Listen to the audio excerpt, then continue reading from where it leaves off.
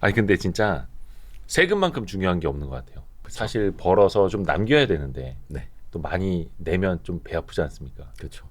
그리고 또 연말이어서 연말마다 우리가 유념해야 될 것들 좀 들어보려고 오늘 행복한 미래연구소 차창환 대표님 모셨습니다. 와주셔서 감사합니다. 아유, 반갑습니다. 네.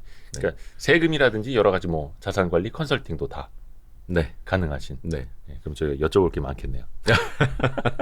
아니 근데 당장 네. 지금 우리가 좀 급하게 신경 써야 될 게 좀 있다고 해가지고. 증여 부분에 바뀌는 거 말씀하시는 건가요? 네네네. 그 부분 말씀도 오늘 좀 드리려고. 근데 합니다. 그게 네. 그 사실 저는 증여세는 많이 들어봤어도 네.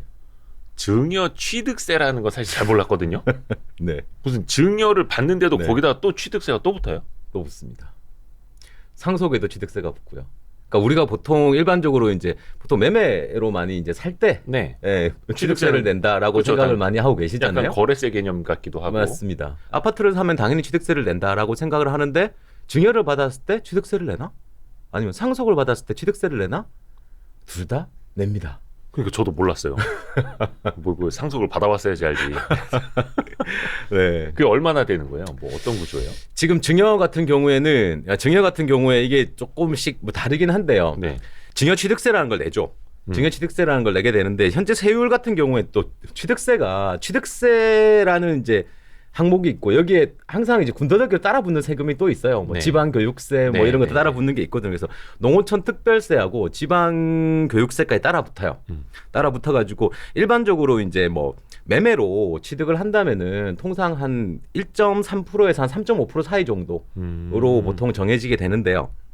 그리고 물론 이제 다주택으로 가면 뭐 9%나 13.4%까지 올라갑니다. 여기에서 만약에 규제 지역이 있고 지금 비규제 지역이 있잖아요. 그죠? 예, 비규제 지역은 3주택부터, 그다음에 규제 지역은 2주택부터, 그 세율이 9%가 되고요. 오. 매매로 인한 취득세가. 다음에 만약 규제 지역 3주택, 예. 비규제 지역 4주택 이상을 취득한다. 예. 그러면은 13.4%의 취득세가 됩니다. 매매로 인한 취득세가 그렇게 되고요. 그런데 이제 상속으로 인한 증여세도 있죠. 네네네. 상속으로 인한 증여세는 이제 3.14%.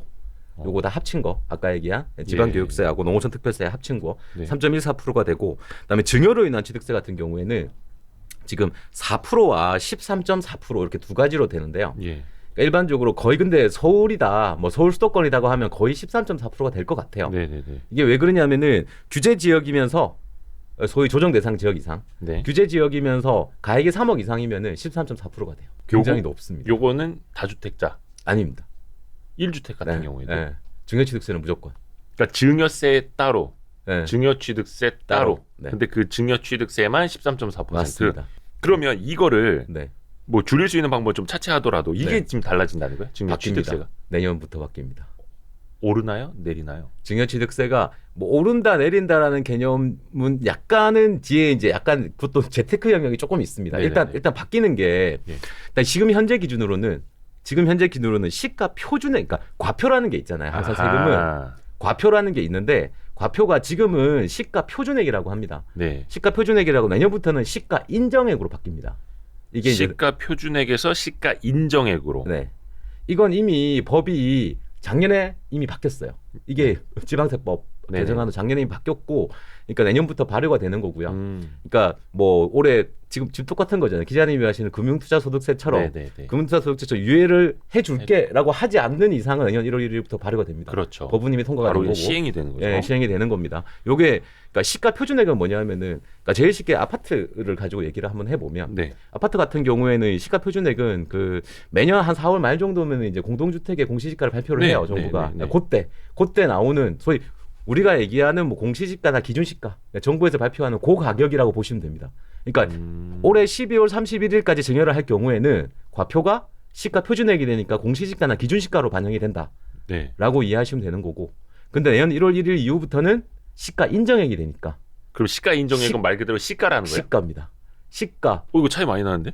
차이 많이 나죠. 잠깐만. 와, 그러면은 22년 말까지는 공시지가, 기준시가 기준으로 증여취득세를 내는 그죠. 건데, 과표가 그게 거기에 세율이 곱해지는 거죠. 근데 2023년부터는 그냥 시가 기준으로. 맞습니다. 그러니까 예를 들어서 10억짜리 집을 증여를 해준다. 네. 그러면은 10억 이하니까 한 30% 정도 되네요. 증여 세율이. 이것도 뭐 누진은 있습니다만 네, 누진 공제 뭐 6천만 원 네. 되긴 합니다만 거기에다가 증여 취득세가 13.4% 붙는데 네.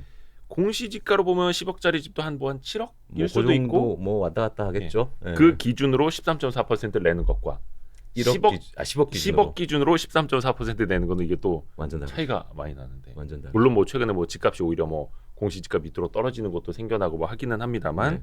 일반론적으로 봤을 땐 내년부터는 증여취득세 부담이 높아지는 거네요. 맞습니다. 이야. 그래서 시가라는 게 보통 보면은 시가가 또 그런 것도 있어요. 뭐가 시가냐, 뭐 어떤 게 시가 인정액이냐. 시가라는 거는 같은 단지 내에서 전용 면적과 공시지가, 그러니까 공시지가가 5% 이내에 있는 네. 고를 이제 같은 어떤 고 자산으로 봅니다. 음. 그래서 고 거래된 게 있으면 그거를 시가로 보는 거죠. 네네네. 그렇게 되고 그게 만약에 없다면 뭐 조그만 단지 같은 경우는 또 없을 수도 있는 그쵸, 거잖아요. 거래 자체도 별로 없고 한데. 조그만 단지. 그럴 경우에는 이제 감정가가 있으면 감정가. 아니면은 뭐 경매나 공매가 된 가격이 있다면은 경공매 가격.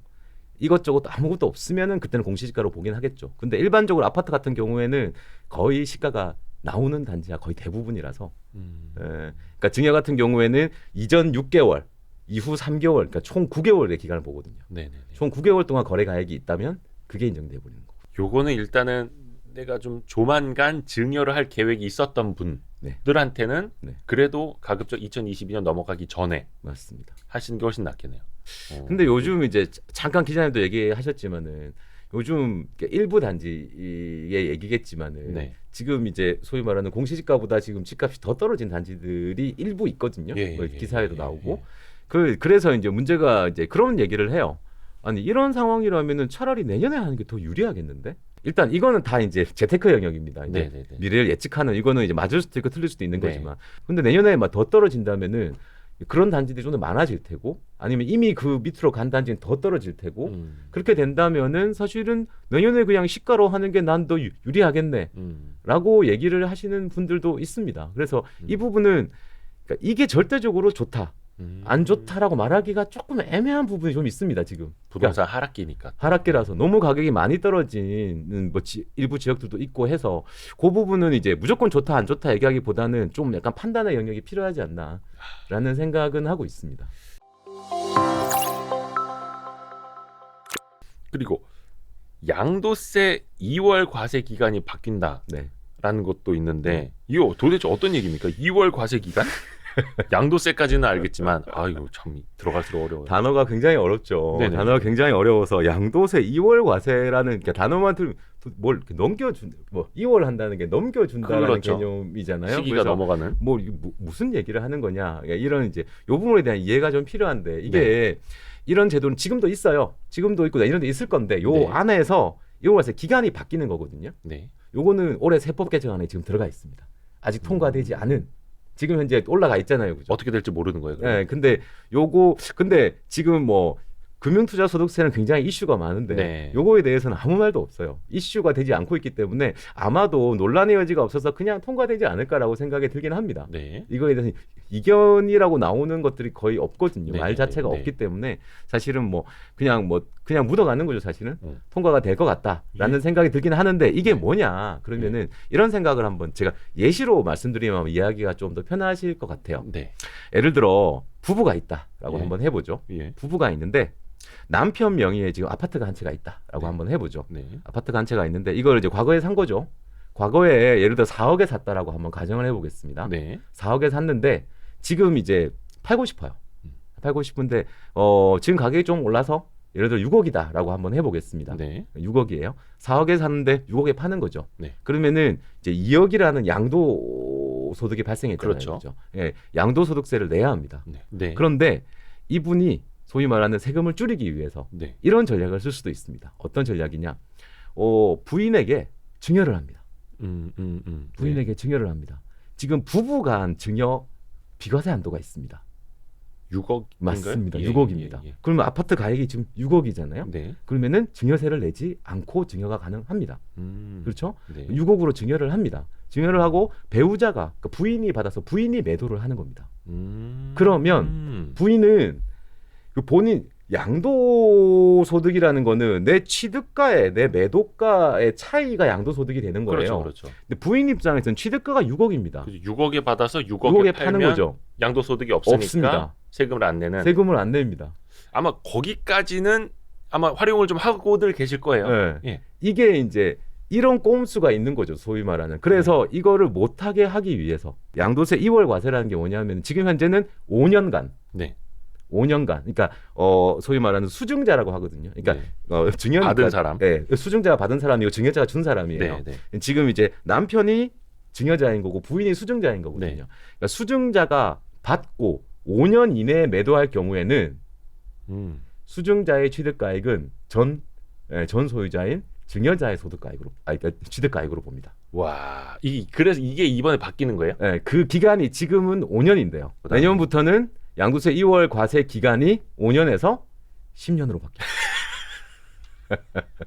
아, 지금은 5년이었었던 네, 거예요? 5년이었어요. 아, 그러니까 지금까지 5년이었는데 네. 내년부터는 10년. 10년입니다. 받고 나서 10년 안에 10년 동안 팔면 못 팝니다, 사실상. 그러네. 양도소득이 많이 발생한 집일수록 더더욱 그러겠네요. 네. 이 증여세 2월 과세 기간의 변경은 굉장히 좀 크죠. 세네요. 네, 이게 그 5년도 사실은 이제 거의 뭐 심리적인 저항선을 건드리는 수준인데 10년이면은 우리가 뭐 강산이 변한다는 10년 아니겠습니까? 네. 너무 길죠. 요 두 가지가 내년에 증여세에서 바뀌는 부분이고요.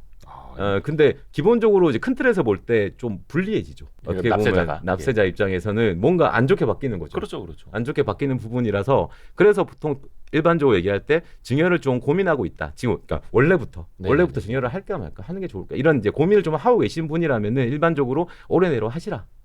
그게 더 낫다라는 얘기를 하는 거고요.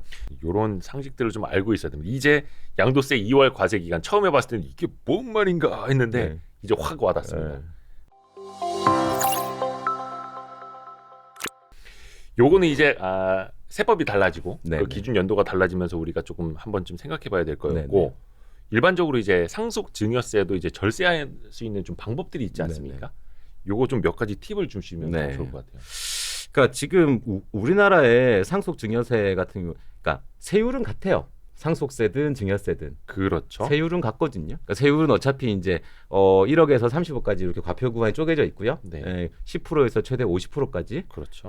초과 누진 과세 제도를 채택하고 있습니다.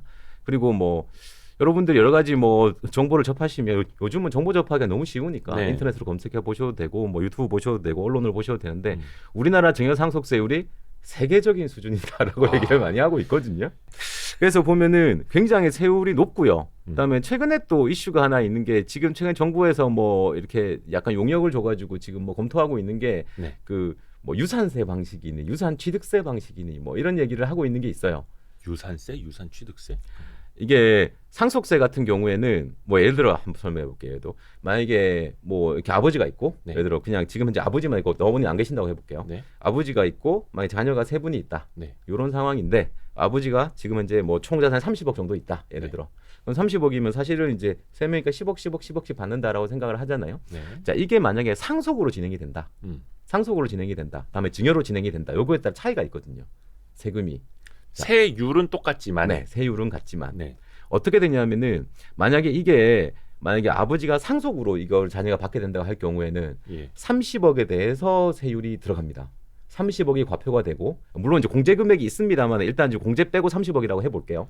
아니 그러니까 자녀들은 10억씩 나눠 받지만 어찌 됐든 간에 상속되는 금액이 30억이니 30억에 대한 세율이 들어간다는 거예요. 맞습니다. 그러니까 30억이면은 대충 계산해 봐도 10억 4천만 원 정도가 됩니다.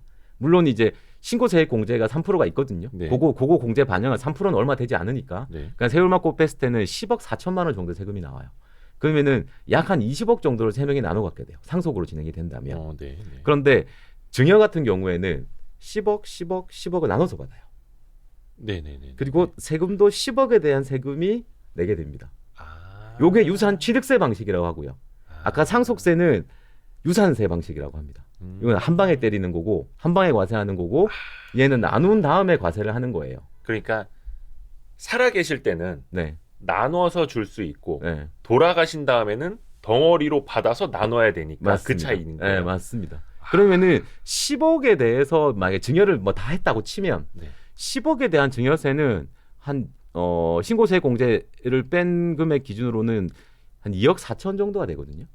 그러면은 세 곱하기 3을 해야 될 거잖아요. 그러면 7억 2천입니다. 그러니까 증여로 받는 게 훨씬 낫죠. 증여로 받는 게 그러니까 상속으로 받으면 10억 4천의 세금을 내는 거고 네네네. 증여로 받으면 7억 2천을 내는 거니까 그것만 해도 한 3억 2천 정도가 차이가 나는 거죠. 근데 증여가 무조건 유리한 건 또 아니에요. 증여가 유리한 상속이 유리한 어떤 부분 때문에 그냥 공제 금액 차이가 또 있어서 그래요. 증여는 공제가 성년 자녀 기준으로 인당 5천만 원까지만 공제가 되거든요. 증여 그렇죠. 네, 증여 같은 경우에는. 근데 상속은 일단 기본 일괄 공제로 5억을 빼버립니다. 그렇기 때문에 이게 케이스 바이 케이스로 계산을 해봐야 됩니다. 그러니까 본인 자산에 따라서 다음에 어떤 상속이나 증여자 수에 따라서 다음 배우자가 있냐 없냐 이거에 따라서 왜냐하면 배우자 공제는 5억부터 최대 30억까지 가능하거든요. 상속 받을 때요? 네. 오 그래요? 네, 그런 부분 때문에 이거는 완전 케이스 바이 케이스라고 봐야 돼요. 그러니까 좀 무조건 증여가 유리하다, 무조건 상속이 유리하다 이런 얘기 못 합니다. 네. 그러니까 이게 과세 표준하고 세율이 상속세, 증여세가 똑같아서 그냥 사람들은 상속 증여세 줄여서 상증세 이렇게 부르잖아요. 맞습니다. 그래서 상증세법이 이제 있죠. 네. 같은 건 줄 알았는데 네. 공제 금액도 다르고 과표 기준을 잡는 것도 다르고 세부적으로 들어갈수록 복잡해지네요.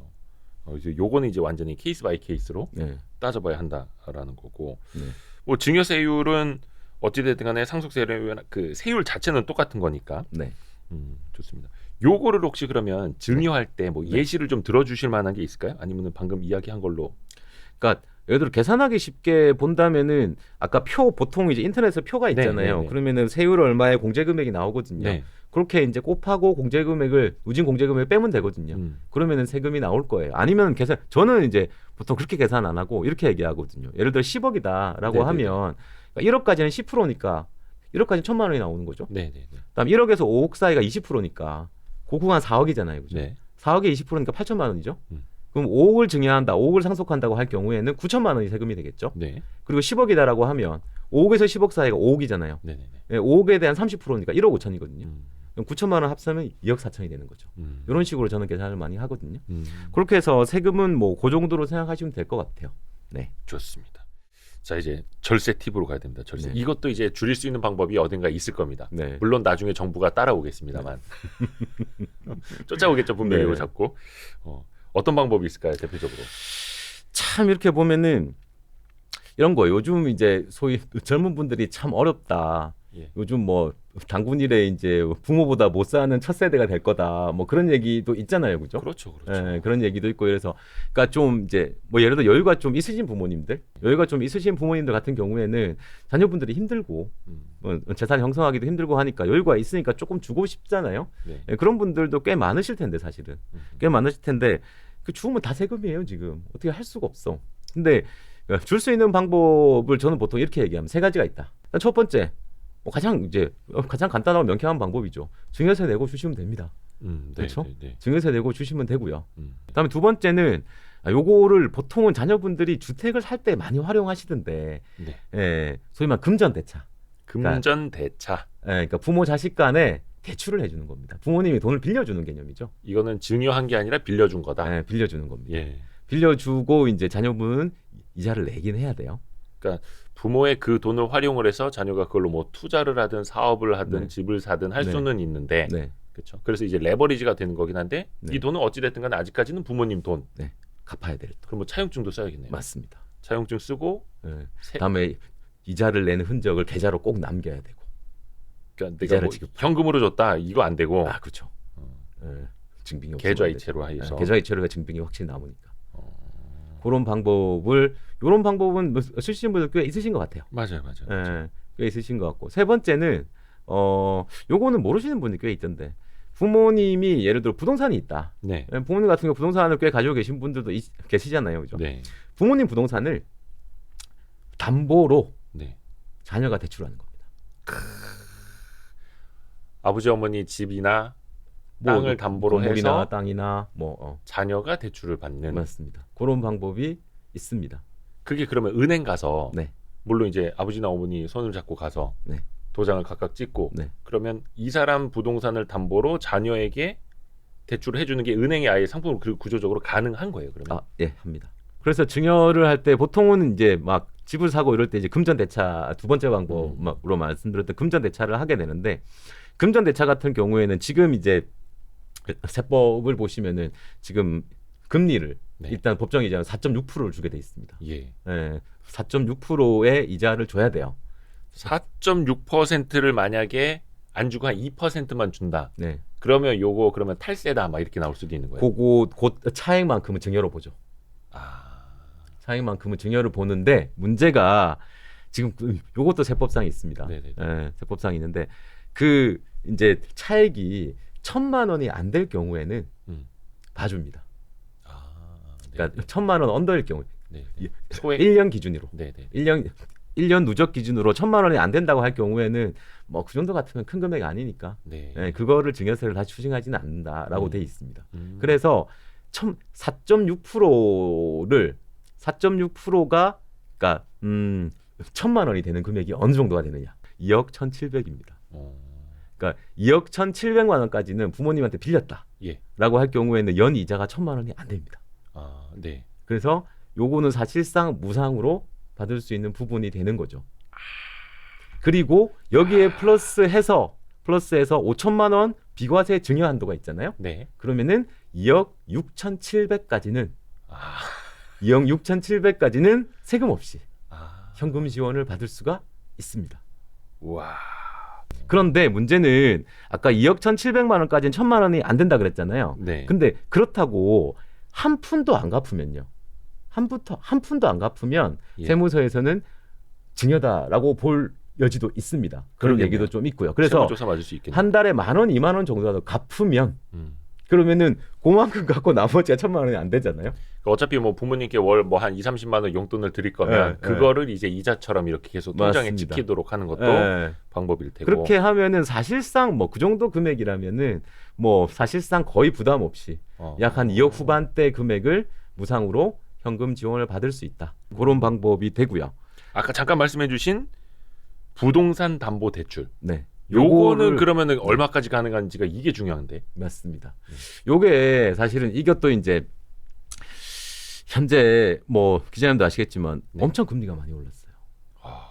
금리가 엄청 장난 올랐어요. 아니죠 지금. 이제 금리가 거의 지금 담보대출 부동산 담보대출 금리가 지금 4% 후반 정도 되거든요. 오늘 그 최근에 보면 한국은행이 매달 발표한 통계가 있어요. 11월 29일 날 발표한 통계 가장 최근인데 한국 이제 금융기관별 금리가 다 다르잖아요. 그래서 가중 평균 금리를 발표를 해요. 그러니까 11월 29일 날 발표한 게 이제 10월 달 거를 발표한 게 있는데 부동산 담보대출 평균 금리가 4.82%로 발표를 했더라고요. 평균이 4.82. 평균이요. 그러니까 그 말 그대로 평균이니까 그보다 훨씬 높게 쓰시는 분들도 분명히 많다는 뜻이고. 반은 그보다 높은 거고. 그 정도 되겠죠. 4.8이라서 지금 아까 법정 금리가 4.6%라고 그랬잖아요. 부모장시간에. 그보다 더 높아요, 사실은. 자, 이렇게 돼 버리면은 지금 재밌는 현상이 발생하는데요. 사실은 뭐냐면은 이런 거예요. 그러니까 부모의 부동산을 담보로 자녀 명의로 대출을 받는 거잖아요. 이건 은행에 가서 대출은 받을 수 있습니다. 근데 문제는 여기에서 어떻게 보면은 자녀 입장에서는 부모 자산을 가지고 하는 거니까 부모의 도움을 받는 개념이 돼요. 그래서 요 일반적으로 예전에 사실 몇 달 전까지만 해도 4.6%보다 낮았어요. 부동산 담보대출 금리가 낮았기 때문에 그 차액이 있죠. 예를 들어서 금리가 4%라고 한번 해볼게요. 금리가 그러니까 부동산 담보대출 금리 4%고 법정 금리는 이제 부모 자식 간 대출 법정금 4.6%잖아요. 그러면 자식은 부모 부동산을 담보로 해서 0.6%의 연 0.6%의 혜택을 받은 거예요. 그 연 0.6%의 이자만큼은 이제 증여를 받은 거다라고 보거든요. 그래서 그게 아까 얘기한 1,000만 원을 넘지 않는 선에서 하면 돼요. 그런데 지금 같은 경우에는 이게 더 높아져 버렸어요. 이러면 사실은 무제한입니다. 담보대출 가능한 대로 전부 다 받아도 이자 상환을 자녀가 하게 되잖아요. 그러니까 대출 명의자가 자녀이기 때문에 그거에 대한 원리금 상환 의무도 자녀가 있어요. 그거에 대해서 상환을 하는 거는 지금 현재는 증여의 요소가 하나도 없습니다. 오히려 한도만큼 다 빌릴 수도 있습니다. 물론 지금 금리가 너무 높죠. 금리가 너무 높은 건 좀 아쉬운 부분이고. 예를 들어서 요거는 너무 편법 아니냐라고 볼 수 있는 여지가 사실 지금은 없다는 거예요. 금전대차는 이자율이 법정으로 정해진 게 4.6%인데 네. 사실상 뭐 한 5%대에 내가 이자를 자식이 내고 있다 은행에. 네. 그러면 뭐 사실상 이거는 뭐 도움 받은 게 없는 거죠 사실상. 음. 예. 그래서 지금은 증여의 문제가 없고요. 네. 한도만큼 다 빌릴 수도 있고. 그다음에 근데 금리가 지금은 사실 조금 상황이 좀 특별하잖아. 인플레이션 때문에 좀 이제 그렇죠. 뭐 중앙은행들이 금리를 많이 올려놓은 상태라서 이게 뭐 정상화된다, 아니면 금리가 좀 떨어진다. 그러니까 뭐 내년 이후에 언제 될지 모르지만은 금리가 조금 떨어질 거라고 예상하시는 분들이 많잖아요. 네. 이렇게 되면 4.6% 이하로 떨어질 가능성이 전 충분히 있다라고 봅니다. 네. 이제 그럴 경우에는 고 이자 차액이 연 1,000만 원을 넘지 않은 선까지를 한도로 할 수 있는데요. 일반적으로는 거의 한 10억대 이상이 가능합니다. 특히나 자녀분이 예를 들어서 이런 경우에 더 좋은데요. 자녀분이 그 돈을 가지고 사업을 하려고 한다. 예를 들어 뭐 자영업이나 개인 사업 같은 걸 하려고 한다라고 한다면, 예, 아니면은 뭐 법인 사업이 돼도 상관없는데 사업을 하려고 하면은 요즘 같은 경우에 이제 뭐 사업을 할 때 예전에는 기자님도 아시겠지만 예전에 한 10년 이상 전 20년 30년 전에는 매출 누락이라는 걸 많이 했었어요. 뭐 현금으로 받고 뭐 현금으로 무자료 거래하고 뭐 이러면서 매출 누락, 그러니까 소득세 적게 내려고. 네, 네. 예, 그럼 매출 자체가 적어지니까 그때는 이제 좀 지금만큼 이렇게 투명하지 않았으니까. 네. 근데 요즘은 사업하시는 분들이 매출 누락을 거의 못 하세요, 사실은. 그렇죠. 모든 게 다 카드나 페이나 이런 것들로 많이 이루어지니까 그렇죠. 뭐 현금 영수증 다 있고 그래서 매출 누락을 못 하기 때문에 요즘은 비용 처리에 굉장히 신경을 많이 쓰세요. 비용 처리에. 네. 근데 이거를 사업을 위한 자금을 지금 대출로 받은 거잖아요. 네. 이 이자 내는 게 비용 처리를 할 수가 있습니다. 아. 그래서 이렇게 돼버리면은 사실은 증여세도 거의 없고요. 다음에 사업할 때 비용 처리가 됨으로써 여러 가지 효과적인 그 어떤 절세 방안으로도 또 쓸 수 있는 방법이 됩니다. 근데 이제 지금은 사실 금리가 너무 좀 높아서 사실은 지금은 이걸 해야 되나 말아야 되나 고민이 좀 있고요. 그러니까 네. 물론 지금 이제 부동산 담보대출 금리가 5% 가까이 되잖아요. 네. 뭐 5% 정도 된 내가 뭘 빌려가지고 뭘 해서 내가 5% 이상의 현금 유동성을 확보할 수 있다. 이건 5% 이상. 그러면 사실은 뭐 할 수도 있는 건데요. 그렇죠. 근데 금리 수준 자체가 절대적으로 좀 높긴 합니다. 그래서 요거는 이제 고민해 보시다가 진행할 수도 있고. 아니면 금리가 이제 높을 때는 네. 변동금리를 받는 것도 하나의 방법이죠. 네. 여기서 기준금리가 더 올라가겠느냐, 네. 뭐 이런 것도 보시면 될 네. 테고. 그러면은 그 부모님 부동산을 담보로 대출 받는 것 네. 최대한 네. 얼마까지도 가능한 거예요? 그러니까 아까 말씀드렸다시피 이제 금리 상황에 따라 다른데 네. 예를 들어 0.6%다라고 할 경우에는 10억이 훨씬 넘어갑니다. 그러니까 아까 얘기한 지금 현재 부동산 담보대출금액 4%고 예. 법정은 4.6%니까 0.6%가 1,000만 원이 안 되는 범위. 네. 네. 그러니까 산수를 해봐야 했는데 15억이 넘을 거예요 아마. 아, 네. 15억. 네. 10억대 후반 정도 계산되는 걸로 알고 있습니다. 거기까지는 네. 사실상 증여세 없이 증여세 없이. 증여의 효과를 낼 수 있는. 그렇죠. 대신에 원리금 상환은 자녀가 해야 되긴 하죠. 근데 다만 예를 들어 자녀가 아버지 건물을 담보로 해서 15억을 대출 받는다. 네. 근데 그 자녀의 뭐 DSR이나 네. 이런 거랑 상관이 없는 건가요? 그거는 영향을 받죠. 지금은. 아, 네. DSR은 영향을 좀 받죠. 그러니까 그 차주의 네. 그러게. 그 소득 대비해서 네. 그것도 얼마까지 받는지는 한도가 나올 네. 테니까. 네. 그런 거는 이제 어떤 은행별로 근데 뭐 좀 이제 그 금융기관별로 또 DSR 한도가 조금씩 다르긴 하고 예. 예, 뭐 1금융권, 2금융권에 따라 조금씩 다르긴 하고 자녀분의 소득이 조금은 증빙이 돼야 될 겁니다. 그거에 따라 또 근데 주거하고 또 상업용은 조금 기준이 다르기도 하고 네. 뭐 그런 부분은 좀 있을 거라서 그런 거는 이제 어떤 기술적인 부분이라 확인을 좀 해보셔야 될 것 같습니다. 대출 금융기관별로. 근데 사실 아까 잠깐 말씀해 주셨는데 네.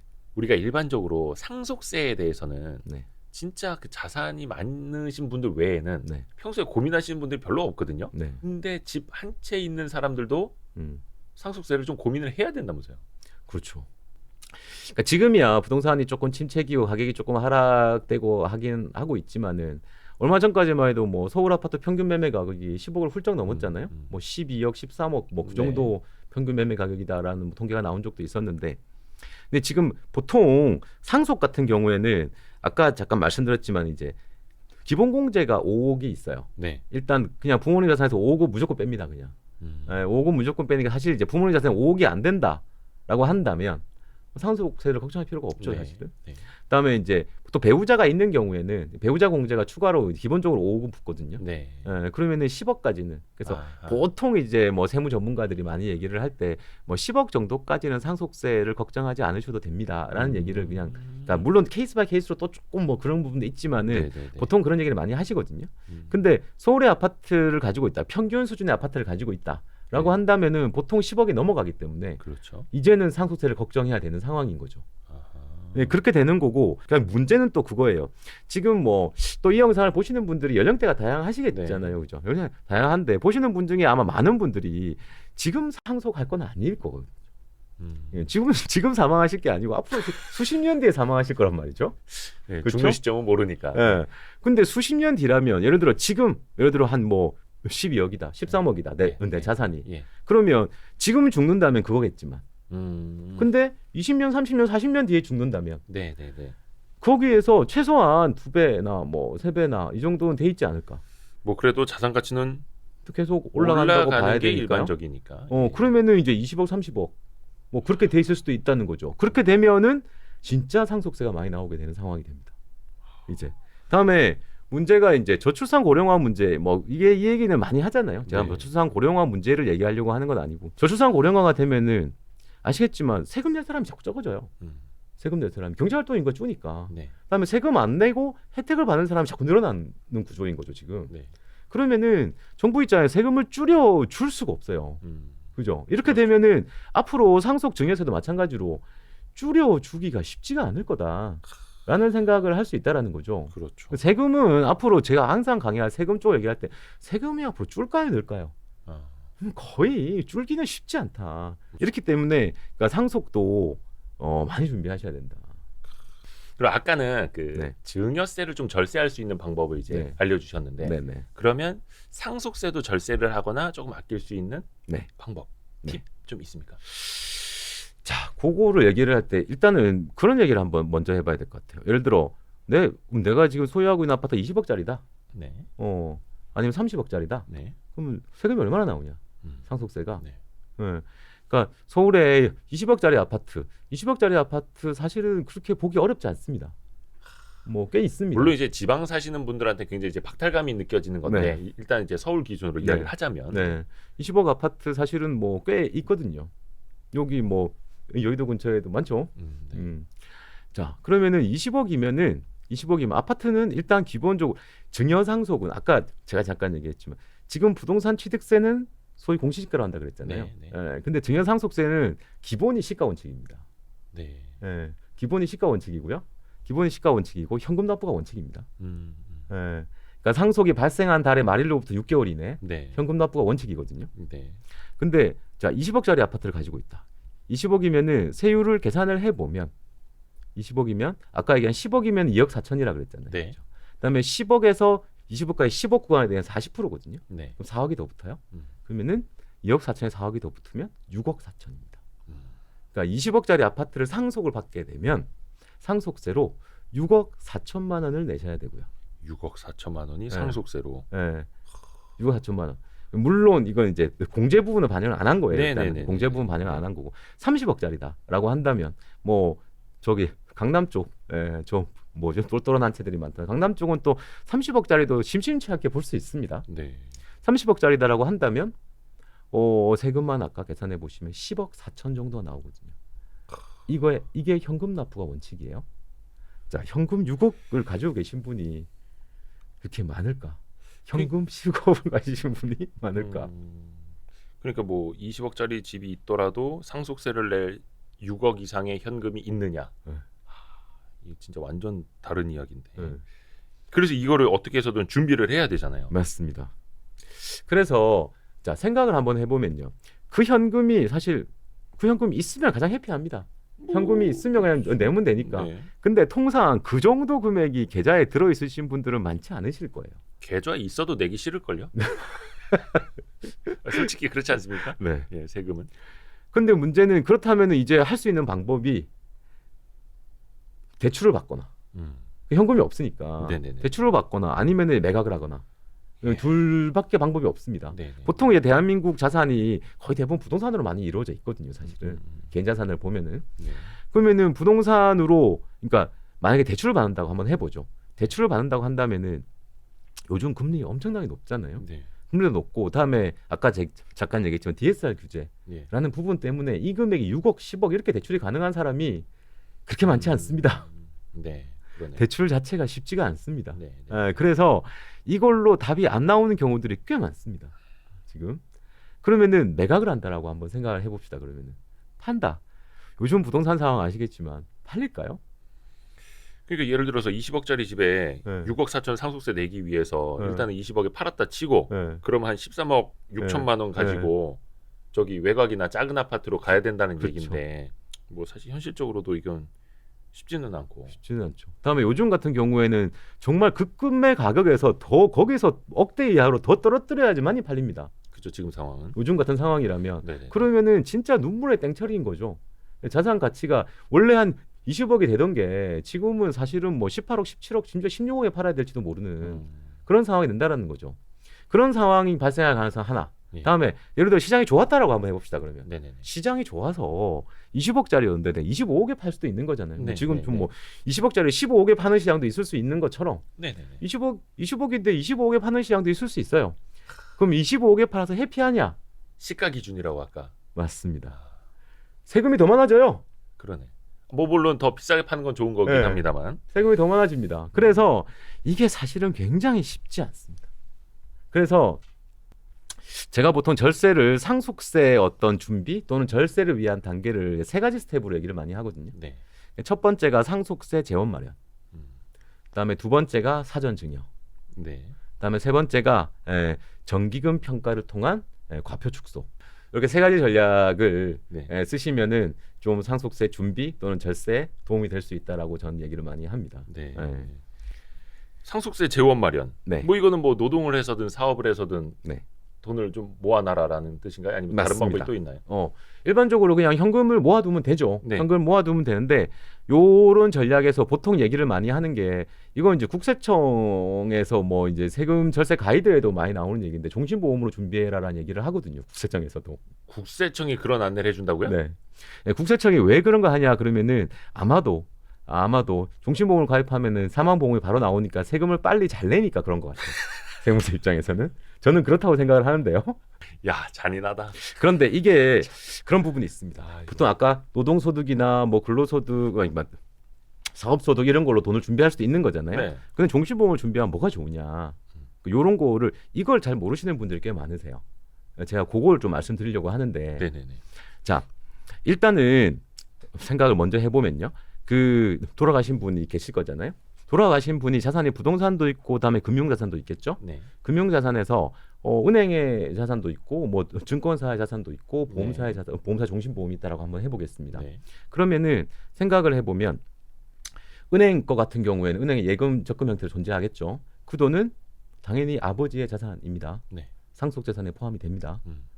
다음에 증권사에 뭐 주식을 소유하고 있거나 펀드를 소유하고 있거나 뭐 그런 것들 소유하고 있다면 또 아버지 계좌면은 아버지 자산입니다. 그렇죠. 역시 상속재산에 포함이 됩니다. 네. 그래서 상속세 과표에 다 포함이 되는 자산입니다. 예. 근데 종신보험 같은 경우에는 예. 자 보험이 사자 관계라고 하거든요. 그러니까 4명의 이해관계자가 있어요. 한 보험 계약에. 네네네. 뭐냐면은 계약자라는 사람이 있고 음.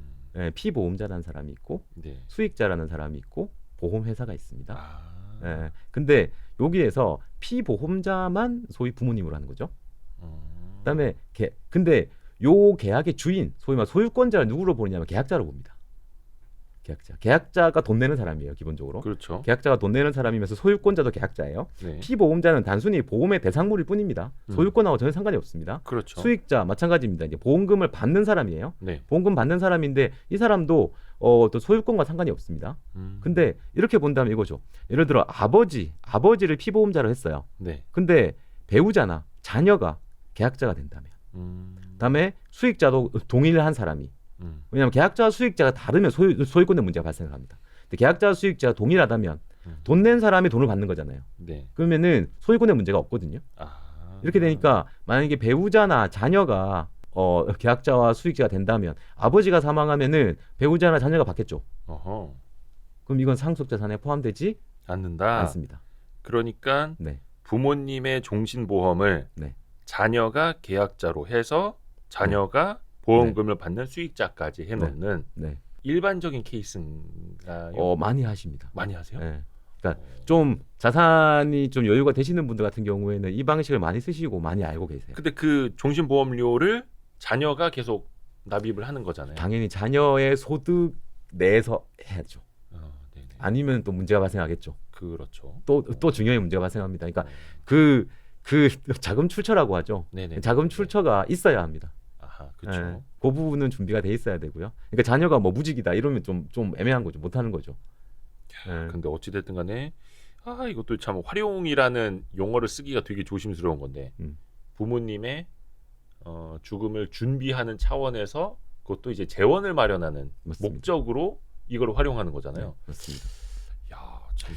그리고 또 유리한 부분이 제가 몇 가지를 말씀드릴 건데 아까 소유권의 문제 때문에 일단 상속 재산에 포함시키지 않을 수 있다라는 부분이 있다고 말씀드렸고요. 그게 메리트라는 거고. 다음에 또 뭐가 있냐면은 이런 부분이 있습니다. 기본적으로 사망 보장이잖아요. 네. 기본적으로 사망 보장이라서 사망을 하면 받습니다. 그런데 보통 이런 생각을 해보죠. 보통 우리가 뭐 어떤 저축 상품이 됐던 투자 상품이 됐던 보험이 됐든 그러니까 내가 뭐 예를 들어 낸 돈 1억인데 거기에 이자나 수익이 붙어서 1억 5천 2억이 돼 있다라고 한다면은 여기서 발생한 5천만 원이나 1억에 대해서는 당연히 이자 소득세 또는 배당 소득세라는 걸 내게 됩니다. 네. 그리고 이게 연간 2천만 원 넘어갈 경우에는 금융소득 종합과세라고 해서 합산과세가 되죠. 네. 지금 대한민국 세법 체계가 그렇잖아요. 근데 지금 종신보험 같은 경우에는 이것도 뭐 나이나 직업이나 성별에 따라 보험료가 다 다릅니다. 사실. 근데 네, 그렇죠. 일반적으로 제가 퉁쳐서 뭐라고 말씀드리냐면은 종신보험은 완납 기준으로 뭐 보통 20년 납이나 10년 납 이런 걸 많이 하시는데 네. 완납했을 때 예를 들어 1억을 냈다라고 하면 보통 사망보험금이 2억입니다. 그러면 1억 내고 2억 받는 컨셉이에요. 이 자체 가성비도 사실은 굉장히 좋은 편입니다. 가성비도 1억 내고 2억을 받으니까. 근데 그러면은 1억이라는 돈이 사실 금융자산에 넣어서 수익이잖아요. 이거에 대해서 나중에 2억을 받을 때 세금을 내느냐? 이건 안 내요. 한 푼도 내지 않습니다. 종신보험은 보장성 보험에 대해서는 예를 들어 안보험이다. 여러분들 아마 안보험금 받으신 분도 많으실 텐데 안보험이다라고 하면은 예를 들어 내가 안보험을 가입해서 지금까지 낸 돈이 1,000만 원인데 내가 암에 걸려가지고 예를 들어 5천만 원 암 진단을 받았다. 그럼 4천만 원이 수익이잖아요. 수익에 대해 세금 떼느냐? 떼지 않습니다. 그러니까 이 부분은 질병이나 사고나 사망이나 이런 부분은 아마 예외적으로 주는 것 같습니다. 그럼 보장성 보험금에 대해서는 세금을 떼지 않는다. 거기서 떼면은 또 엄청나겠죠. 사람들이 내가 정말 어려운 상황에서 암 걸려갖고 받은 돈인데 여기도 세금 떼냐 이런 얘기 할 거잖아요. 그래서 세금이 없습니다. 비과세입니다. 그래서 1억을 내고 2억을 받아도 전체가 다 비과세가 됩니다. 비과세가 되고 그러니까 1억을 내고 2억을 받는 가성비 자체가 전 나쁘지 않다고 보고요. 그다음에 그거에 대해서 세금 한 푼도 내지 않는다는 것도 좋고요. 그러니까 이 상품 같은 경우에는 금융소득에 따른 세금이 없고요. 그다음에 소유권 변동에 따른 증여상속의 문제도 없습니다. 그래서 완전 비과세입니다. 가성비 좋은. 그래서 준비하시는 게 아까 뭐 근로를 해서 사업을 해서 돈을 모아서 하는 당연히 해야 되는데 그런 걸 할 때 어떤 그릇에 담을 거냐. 소위 말 상속세 준비를 위해서라면은 종신보험이 가장 강력하다라고 얘기를 많이 하고 있습니다. 그리고 아까 세 가지가 이제 상속세 재원 마련, 사전증여, 정기금 평가, 과표 축소였는데 사전증여 이야기 들어볼까요? 사전증여 같은 경우에는 아까 제가 말씀드렸다시피 이제 자산이 뭐 10억, 20억 정도 안에서는 사실은 증여냐 상속이냐가 되게 애매해요. 계산을 해봐야 되는데 사실은 그 구간에서는 그렇게 많이 차이가 나지 않는 구간이에요. 사실은 그 이하라면은 사실은 뭐 크게 걱정하실 필요가 없는 거고 그 사이에 있다라고 하면은 뭐 케이스 바이 케이스로 계산해보고 약간 유리한 게 있을 수 있지만은 크게 차이가 나는 수준까지는 아닐 거다라고 보는 거고 그 이상이라면 이제 20억 이상, 30억 이상 요 정도 되시는 분들 같은 경우에는 이제는 사전 증여를 하지 않으시면 상속세가 너무 많아집니다. 사전 증여를 할 때는 이제 가지고 계신 자산의 포트폴리오가 개인별로 다 다를 거잖아요. 그럼요. 다 다르고 뭐 구조도 다르고 하기 때문에 이제 다 줄 수는 없어요. 그렇다고 다 준다면은 아마 상속이 나올 거예요.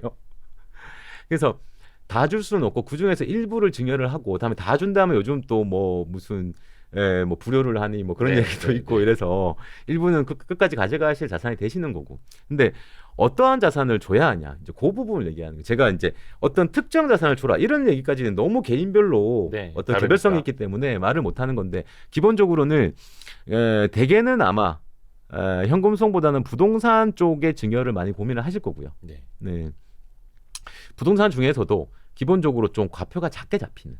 그러니까 아파트 같은 경우는 시가로 잡히잖아요, 그죠? 네. 근데 땅이나 특히나 이제 많이 선호하시는 게 수익형 부동산 쪽이죠. 네. 상가나 사무실 이런 것들 있잖아요. 네. 그런 것도 소유하고 계신 분들은 그런 것들 같은 경우에는 기본적으로 공시지가, 그러니까 보충적 평가 방법에 따른 시가 인정액이 별로 없어서 네. 이제 어떤 보충적 평가 방법에 따라 공시지가로 평가되는 경우들이 꽤 있거든요. 네. 그러면 과표가 많이 축소가 되죠. 그러면 세금도 증여세를 적게 내실 거고요. 네. 그다음에 상가나 사무실 같은 경우에는 기본적으로 이제 유동성이 발생하는 거잖아요. 네. 이제 임대료가 발생을 하니까 그렇죠. 네, 그런 부분 때문에 좀 소위 말하는 가성비가 좋은 이런 수익형 부동산 쪽을 넘기시는 게 좋다. 다음에 이제 또 많이 세무 전문가들이 얘기하는 거는 이제 앞으로 가치 상승이 많이 예상되는 부동산 얘기를 많이 하죠. 그렇죠. 지금은 저까지만은 뭐 그 동네에 좀 호재가 있을 것 같고 나중에 가치가 많이 오를 것 같다. 그렇죠. 그런 것들 지금 싸게 증여를 하는 게 좋잖아요, 그죠? 그러니까 기본적으로 저는 이렇게 두 가지를 얘기를 합니다. 그러니까 현금 흐름이 꽤 괜찮아서.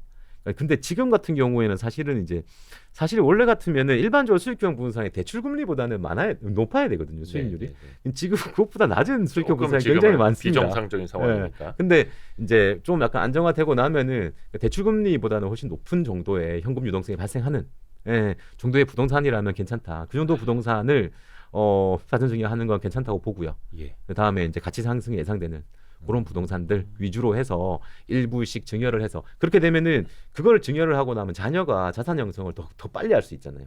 자녀분이 뭐 기본적으로 경제 활동을 하시는 분들이 많지 않겠습니까, 그렇죠? 기본적인 본인 소득이 있고 또 어떤 증여받은 부동산에서 발생하는 또 임대 소득이 또 있고, 그러면은 사실은 길게 보면 다시 아버님 부동산을 매매로 또 가져오실 수도 있습니다. 요즘 보면은 부동산을 매매 처리하는 그런 케이스들이 최근에 좀 종종 눈에 띄거든요. 뭐 직거래를 했네, 네. 50%싼 네. 가격으로 직거래를 했네, 뭐 이런 이야기가 많이 맞습니다. 나오는 거. 그렇게 해서 그러니까 자녀가 근데 요즘 아시겠지만 자금 출처 조사가 확실하거든요. 네, 네. 그래서 그 자금 출처를 만들어 주는 거죠. 소위 일부 증여를 해서 사전에 증여를 해서 유동성을 확보해 주는 거죠. 본인 소득 플러스 임대 소득까지 하면은 훨씬 더 빨리 자산 형성이 될 수 있잖아요. 그리고 나서는 길게 보면은 아버님 부동산을 매매로 이제 가져오는 거죠. 이렇게 되면은 아버님은 부동산을 주고 아버님은 현금을 확보할 수 있는 거죠. 부동산을 주고 현금을 확보하고 부동산을 주고 현금을 확보하고 네. 이런 개념으로 자꾸 매매 처리를 하게 되면은 장기적으로는요. 그러니까 만약 시간만 쭉 계속 있다면은 본인 명의 부동산을 다 넘길 수도 있습니다. 대신에 아버님은 계속 현금이 들어옵니다. 왜냐하면 매매했기 때문에 분명히 증빙이 남아야 되거든요. 부모 자식 간의 매매는 특수관계인 간의 매매라 그래가지고 증빙이 없을 경우 세무서가 인정하지 않습니다. 그래서 현금을 무조건 계좌로 넘겨야 됩니다. 그냥 증여하는 것도 방법이지만 네. 매매를 통해서 네. 근데 그 매매의 소득을 또 미리 사전 증여로 만들어주는. 사전 증여로 또 만들어주는. 네. 그렇게 해서 사전 증여가 그런 의미구나. 네. 자, 이제 제일 어려운 용어 정기금 평가 과표 축소 그 세 번째입니다. 이게 네. 정기금 평가 과표 네. 축소. 근데 이거 뭐 어떤 내용이에요? 말씀 들어보시면은 이해가 빠르실 거예요. 이게 정기금이라는 겁니다. 정기금. 네. 자, 정기금이라는 건 정기적으로 받는 돈을 얘기를 해요. 네. 그러니까 일반적으로 이해하기 쉽게 말씀드리면은 월 적립식 상품, 그러니까 월 지급식 상품이라는 거 있죠. 금융 상품 중에서. 네네. 뭐 다양한 월 지급식 상품들이 있습니다. 뭐 증권사나 은행이나 보험사 같은 게 연금의 형식으로 있고, 네. 그러니까 월 지급식 상품, 매달 지급하는 네. 이런 상품으로 넘기는 거거든요. 넘기는 건데 문제는 저는 이걸 지금 연금으로 말씀을 드리려고 하는 거거든요. 네. 연금이라는 걸로. 왜 그러냐면은 종신형 연금으로 해야 되기 때문에 제가 말씀드리는 건데 아까 자 연금인데 지금 절세를 하기 위해서 하는 거잖아요. 네. 그럼 연금 자체도 비과세 연금이 제일 좋습니다. 그러니까 비과세 되는 연금이 있고 현재 이제 세제 혜택 주는 연금이 그 연말 정산에서 혜택을 주는 연금이 있죠. 네. 그리고 나중에 이제 연금 받을 때는 과세를 하는. 그렇죠. 그다음에 연말 정산에 혜택이 없는 연금은 이제 나중에 받을 때 비과세를 하는. 예. 이런 형식의 두 가지 형태가 있습니다. 네, 세제적인 네. 측면에서. 네. 제가 지금 말씀드리는 거는 연말 정산에 혜택이 없고 나중에 받을 때 비과세를 받을 수 있는 연금을 말씀드리는 겁니다. 네. 자, 이런 연금은 뭐 물론 일시납도 있고 적립식도 있습니다. 매달 부어서 만들어낼 수도 있고 그냥 한 방에 넣어서 만들어낼 수도 있습니다. 네. 그런데 그러니까 이런 상품을 부모님이 가입하는 거예요. 네. 네. 네. 자, 부모님이 가입을 하는데 근데 얘도 계약자 부모님으로 하고요. 수익자 부모님으로 해요. 근데 피보험자를 자녀로 합니다. 이건 아까랑 반대죠, 그죠? 네. 종신보험이랑 반대입니다, 지금. 피보험자를 자녀로 합니다. 그리고 이제 보험회사는 당연히 뭐 선택해서 하시면 되는 거고. 예. 그런데 문제가 여기에서 보면은 그러면은 부모가 계약자 소유권자잖아요. 예. 그러니까 부모가 수익자잖아요. 그죠? 네. 연금을 부모가 받습니다. 일단. 계약자이자 수익자가 부모니까 당연히 연금도 부모가 받는. 그렇죠? 그러니까 부모 사망 시까지는 부모가 받겠죠. 네. 예. 그리고 부모가 받습니다. 네. 부모가 받다가 뭐 자녀와 부모 중에 사실은 뭐 누가 먼저 갈지 모르지만 그냥 평균적으로 일반적으로 부모가 먼저 돌아가시지 않겠습니까? 네. 그러니까 부모님 돌아가시면 이 계약은 끝나지 않습니다. 왜? 피보험자가 살아 있거든요. 자녀. 피보험자가 사망을 해야 이 계약은 끝납니다. 그렇죠? 예. 피보험자가 사망하지 않았기 때문에 이 계약은 그대로 상속이 됩니다. 이 계약은 상속재산에는 포함이 됩니다. 네. 상속재산에는. 그런데 여기에서 세무서에서 이제 머리가 아픈 문제가 발생을 합니다. 예를 들어서 생각을 해볼게, 계산하기 쉽게. 뭐 연금을 한 달에 500만 원씩 받는 연금이라고 한번 가정을 해보겠습니다. 네. 500만 원씩 받는 연금을 부모님이 받고 계셨죠. 네. 부모님이 뭐 일시금을 넣었든 아니면 매달 부어서 연금을 만들어냈든 간에 만들어내고 500만 원씩 받고 오셨어요. 부모님 네. 생활에 많은 보탬이 되셨겠죠. 이제 돌아가실 때까지. 그러다가 부모님이 돌아가셨어. 그러면은 자식이 상속을 받아요. 그러면 자식이 상속을 받는데 세무서 입장에서는 과표를 산정해야 되거든요. 네네네. 이게 얼마짜리냐? 얼마짜리냐 계산을 해야 돼요. 네. 근데 그럼 자식한테 물어봐.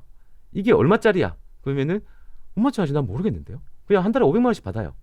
이러는 거죠. 그럼 500만 원씩 그럼 언제까지 받는데? 그러면은 이게 종신형 연금입니다. 네. 비과세 종신형 연금. 네. 제가 죽을 때까지요. 그러면은 너 언제 죽을 건데? 그걸 내가 어떻게 알아요? 그러면 뭐, 자 문제가 대신에 이거예요. 납입하는 보험료도 세겠네요. 이건 이제 부모님의 여력에 따라서 부모님이 하실 수 있는 만큼 하시는 거죠. 그러니까 부모님이 예를 들어 아까 상속세 재원만을 좀 하시고 사전증여도 좀 하시고 근데 부모님이 그러니까 그런 거 내가 그래도 좀 여유가 되시면 현금이 좀 여유가 있다라고 한다면 네. 그리고 자식한테도 연금을 하나 만들어 주고 싶다고 한다면 그러니까 자식한테 그런 거 있잖아요. 목돈을 한꺼번에 주면 얘가 소위 말해 날려먹을 수 있다. 그런 생각 하신다면 비과세 종신형 연금은 연금을 개시하고 나면 해지를 못합니다.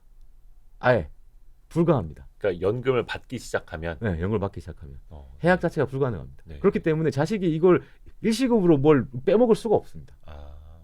그러니까 어찌됐든 간에 부모가 자식 죽을 때까지 연금을 하나 만들어주는 개념도 되거든요. 굉장히 재밌죠? 예. 이렇게 되면서 예를 들어서 요즘 이제 부모님들이 되게 요즘은 뭐 평균 수명이 80대니까 만 80대까지 사시지 않겠습니까? 그죠? 그렇다고 본다면 한 80대 부모님이라면 자녀가 한 50대 이 정도라고 한번 가정을 해본다면 네. 이제 50대 정도에 물려받을 거잖아요. 네. 50대 정도에 물려받는데 세무서에서는 언제까지 살 건데 모르겠는데요라고 해버리면 세무서는 이게 도대체 얼마짜리인지 계산하기가 굉장히 어려울 거 아닙니까? 네. 그러면은 세무서 입장에서 이제는 이제 근데 또 계산을 해야지 세금을 계산할 거잖아요. 그러면은 그냥 그래 너 그냥 평균 수명 통계청에서 자료 나오잖아요. 그죠? 네. 네, 기대 연명표라는 게 나옵니다.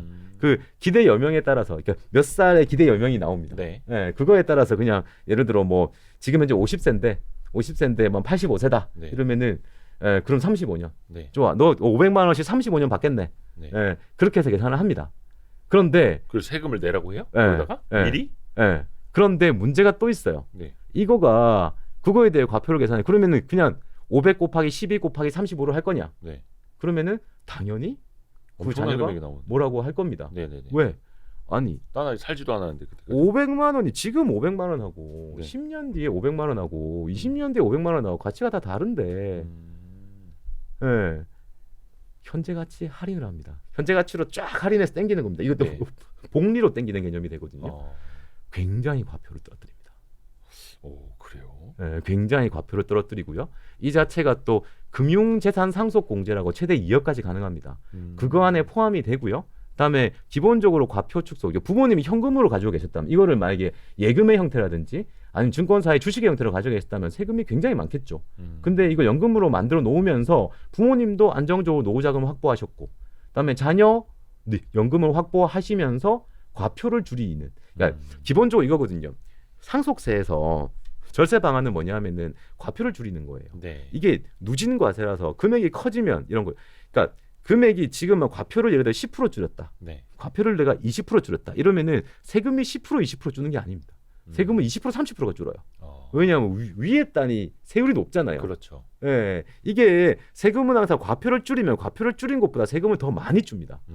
그래서 과표 줄이는 게 굉장히 중요한 부분이거든요. 그래서 얘는 일단 부모님의 안정적인 노후자산 확보, 자녀의 노후자산 확보 플러스 과표 축소로 인해서 세금을 굉장히 많이 줄어듭니다. 거기에 또 하나가 더 있습니다. 이게 기본적으로 종신형 연금 같은 경우에는요. 네. 종신형 연금 같은 경우에는 그러니까 모든 상품에 보증 지급 기간이라는 걸 설정을 해야 합니다. 설정할 수가 있다는 게 아니고. 보증 지급 기간이요? 네, 보증 지급 기간. 왜 그러냐면은 일반적으로 생각해 보세요. 연금을 받는 사람이 종신형으로 네. 했어요. 네. 그래서 내가 평생 쭉쭉 돈을 내 가지고 그죠? 네. 내가 이제 노후에 받으려고. 예를 들어 한 65세부터 받겠다. 네. 근데 이 사람이 65세부터 받았는데 66세에 갑작스럽게 교통사고로 사망을 한 거예요. 얼마나 억울하겠어요. 그죠, 그죠. 평생을 내가 잘 살려고 해. 근데 사람이 죽고 사는 문제를 어떻게 할 수 있는 네. 일은 아니잖아요. 그럼 그 사람 입장에서 굉장히 불리하죠. 그러면 이 돈은 어디로 가냐? 꿀꺽하냐? 이런 얘기를 하거든요. 그래서 종신형 연금은 해지가 안 된다 그랬잖아요. 네, 네, 네. 그래서 보증 지급 기간을 무조건 설정하게 돼 있습니다. 뭐 10년, 뭐 20년, 뭐 심지어 100세. 네. 만약에 이 상품을 100세까지로 보증 지급 기간을 설정을 했다. 네. 만약 부모님이 이렇게 되면은 자녀분도 뭐 그냥 요즘 나중에 평균 수명이 늘면 잘 모르겠지만 지금 같은 경우 사실 100세까지 살기는 그렇게 쉬운 일은 아닙니다. 네, 네. 그죠? 하지만 이 사람이 100세 전에 죽더라도 이 사람이 100세까지는 연금이 지급이 됩니다. 그러면 자녀한테. 무슨 일이 발생하냐? 손자한테 가는 거죠, 이제. 대를 넘어서요? 네. 왜냐면은 자, 보시죠. 부모님이 85세 사망을 했어요. 네. 일단 아들한테 상속이 됐다 그랬잖아요. 네. 네. 근데 아들이 종신형 연금인데 100세 보증이야. 네. 그러면은 이 아들도 85세에 사망을 했다라고 해보죠. 네. 그러면 손자가 있을 거 아니에요. 네. 근데 100세 보증이니까 15년 동안 더 지급해야 돼요. 그죠? 그러니까 대를 건너뛰는 게 아니라 대를 이어서 아예 간다는 거죠. 3대가 받을 수 있는 연금까지도 만드는 개념이 됩니다. 네. 보증 지급 기간. 이거는 물론 이제 길게 설정할수록 보험료는 좀 비쌀 수는 있겠어요. 연금액이 적어지죠. 금액이 낮아지는. 네, 연금액이 적어지죠. 총액 기준으로 보면. 뭐 돈은 어차피 1억을 넣었다, 2억을 넣었다, 뭐 금액 정해서 넣었을 거 아닙니까, 그죠? 금액 넣은 거에서 보증 지급 기간이 짧을수록 월 받는 수령 연금액이 커지죠. 그렇죠. 예, 보증 지급 기간이 길면 연금액은 조금 작아지죠. 예, 그런 거는 당연히 있을 수 있습니다. 근데 뭐 이제 이런 분들은 이제 아까 얘기한 1차 어떤 상속세 재원 마련 1단계가 지나고 그다음에 사전 증여 2단계가 지나고 그렇게 해도 여유가 좀 있으신 분들이니까 이게 꽤 여유가 있으신 분들이 하는 전략이거든요. 이런 경우에는 꽤 여유가 있으신 분들이라서 금액대도 통상 뭐 진행할 경우에는 좀 넉넉하게 하시는 분들이 꽤 있으시죠. 종신형 연금. 네. 이런 식으로 하면은 상속세 준비가 꽤 많이 줄어듭니다. 그러니까 중요한 거는 내가 내게 될 세금의 과세 표준을 계속해서 줄여놓는 맞습니다. 거, 낮춰놓는 거. 네. 근데 그 중에 하나가 정기적으로 받게 되는 돈, 네. 그거를 과세 표준을 줄여놓는 거. 맞습니다. 그게 정기금 평가 과표 축소네요. 맞습니다. 그게 말이 어려워서 참 네. 어려운데 말이 사실은 어려워요. 좀 내용도 어려웠습니다. 이렇게 하면은 많이 준비가 좀 절감이 되실 수 있을 거예요. 다음에 아까 뭐 종신연금, 종신보험도 그렇고요, 연금도 그렇고 이제 보험사 대한민국에 굉장히 많잖아요. 네네네. 제가 저는 이제 보험사 다 보긴 하니까 네네네. 상품에 따라 차이가 굉장히 많이 나요. 그러니까 보험료가 한 2배 넘게 차이 나더라고요. 그래서 복잡하죠. 좀 잘 선택하셔서 음. 많이 진행하신다면 하시면 좋을 것 같아요. 맞습니다. 그래서 사실 요게 제일 좀 머리가 아픈 부분이기는 한데 네. 사실 이 부분을 정기적으로 우리가 좀 체크도 좀 해야 되겠고 네. 상속뿐만 아니라 증여도 함께 네. 오늘 같이 이야기를 좀 나눠봤습니다. 네. 도움 말씀 감사합니다. 큰 도움 됐습니다. 감사합니다. 우리 행복한 미래 연구소 차창환 대표님이었습니다. 고맙습니다. 네, 수고하셨습니다. 아유 고생하셨습니다. 네.